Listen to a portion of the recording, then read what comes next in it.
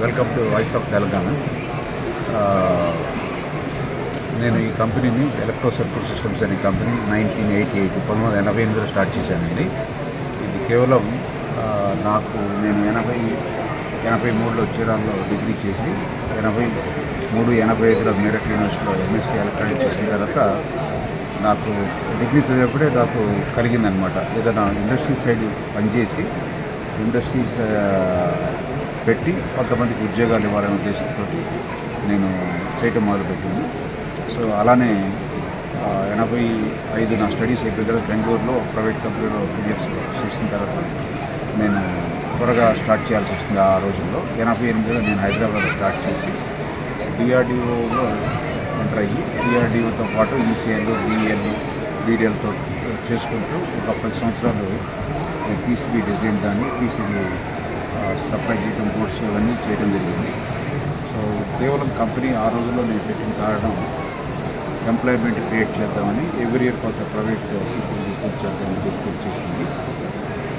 98 తర్వాత నేను అసెంబ్లీలో ఎంటర్ అయ్యి ఈరోజు మా కంపెనీ డిఆర్డిఎల్లో, బీడిఎల్ దగ్గరలో ఉంది.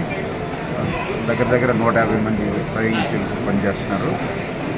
ఆల్మోస్ట్ అంటే ఐఎమ్ సాటిస్ఫైడ్. ఏదైనా ఒక ప్రాజెక్ట్, కొత్త ప్రాజెక్ట్ వచ్చిందంటే, ఒక ఆర్డర్ వచ్చిందంటే ఇంకో 10 మంది ఎంప్లాయ్మెంట్ క్రియేట్ చేద్దామని ఆలోచన జరిగింది. ఈ మధ్య బెంగళూరులో కూడా ఆఫీస్ పెట్టడం జరిగింది. అక్కడ 10-12 మంది పనిచేస్తున్నారు. సో మోస్ట్ ఆఫ్ ఇప్పుడు హైదరాబాద్లో మెయిన్ మిసైల్ హబ్ హైదరాబాద్. డిఆర్డిఓలో హైదరాబాద్ అనేది ఒక missile hub. Missiles design, development, manufacturing మొత్తం ఇక్కడ జరుగుతాయి. మోడీ గారు వచ్చిన తర్వాత ప్రైవేటైజేషన్ చేయడం వల్ల కొంచెం ప్రొడక్షన్ వస్తాయనే ఉద్దేశంతో మేము ఎక్స్పెక్ట్ చేస్తున్నాం. అదేవిధంగా రీసెంట్గా కూడా ఒక ప్రాజెక్టు 50 సంవత్సరాల డిఆర్డిఓ హిస్టరీలోనే దాదాపు 2-3 yearsలోనే ఆర్మీకి వెళ్ళటం జరిగింది. అది ఆర్మీ ఆర్డర్ ప్లేస్ చేయడం, అందులో ఈ రీసెంట్గా ఆదాని వాళ్ళు ఎంటర్ అవడం, ఆదాని వాళ్ళకి బిడిఎల్ కలిపి వాళ్ళు ఆర్డర్ ఇవ్వడం, అందులో మా మెయిన్ ప్రోడక్ట్ ఒకటి డెలివరీ చేయడం కూడా జరిగింది. సో అదేవిధంగా ఇంకా చాలా రకాల మిసైల్స్ అన్నీ ప్రొడక్షన్కి వస్తాయని ఎక్స్పెక్ట్ చేస్తున్నాం. ఆటోమేటిక్గా నేను ఇండస్ట్రీ డెవలప్ చేస్తాను, ఎంప్లాయ్మెంట్ క్రియేట్ చేసి ఇదని చేస్తాము. ఎందుకంటే మనకి మేజర్గా థ్రెట్ అనేది చైనా కానీ పాకిస్తాన్ కానీ ఉన్నంతకాలం మనకి తప్పదు, మన జాగ్రత్తలో మనం ఉండాలి. ఇప్పటివరకు మన గవర్నమెంట్ ఇంపోర్ట్ చేస్తుంది. మనం ఇప్పుడు ఆత్మనిర్భర్ పాయింట్ ఆఫ్ వ్యూలో మన దగ్గర ఉన్న టెక్నాలజీతో మనమే ఓన్గా మన ప్రోడక్ట్ తయారు చేసి మనము మన కంట్రీకే కాకుండా వేరే దేశాలకు కూడా మనం ఎక్స్పోర్ట్ చేద్దామనే ఉద్దేశంతో మన గవర్నమెంట్ భావిస్తుంది. అదేవిధంగా ముందుకెళ్తున్నాము. సో ఈ విజ్ఞాన వైభవం అనేది ఇది డిఆర్డిఓ, ఏరోనాటికల్ సొసైటీ కలిపి కండక్ట్ చేస్తుంది. అంటే ఆల్మోస్ట్ నేను 88లో స్టార్ట్ చేశాను కాబట్టి నాకు చాలామంది సైంటిస్టులు కానీ, రిటైర్డ్ కానీ అందరూ చాలామంది పరిచయిస్తారు.